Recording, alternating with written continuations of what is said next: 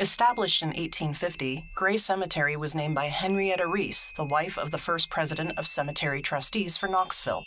She suggested naming it after the English poet Thomas Gray, whose poem Elegy Written in a Country Churchyard captured her imagination.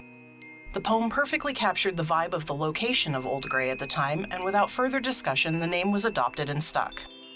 Gray Cemetery became Old Gray in 1892 after New Gray Cemetery was established in another part of town, but that's a topic for another video, or Knoxville's full episode on our podcast, which again, I assure you, is coming.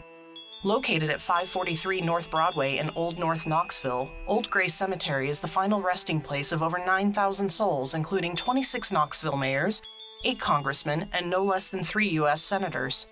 It's also the home of more than a few ghosts, which will be a topic of conversation a little further on down the line, in that podcast episode I just mentioned. But I suppose I can give you a little taste now if you want.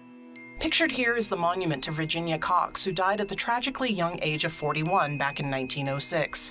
Virginia and I have a couple of things in common, one of which is we're both accomplished novelists. Indeed, Virginia finished her second novel, The Embassy Ball, while living here in Knoxville.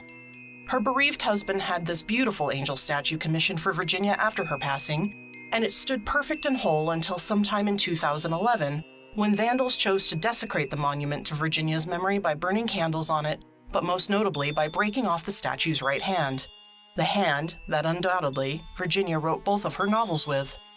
It is said that Virginia's restless spirit wanders the headstones and tombs of Old Gray at night, looking for the vandals who desecrated her grave and for her lost right hand, so that she may continue her writing.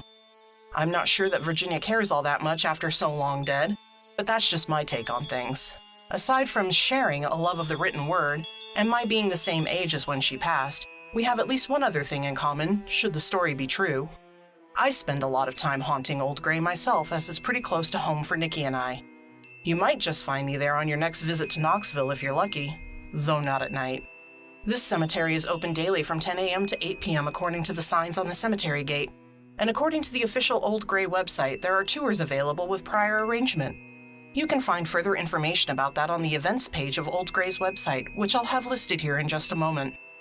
Although the website does list a different set of hours and says that the cemetery is open from 9 a.m. to 7 p.m.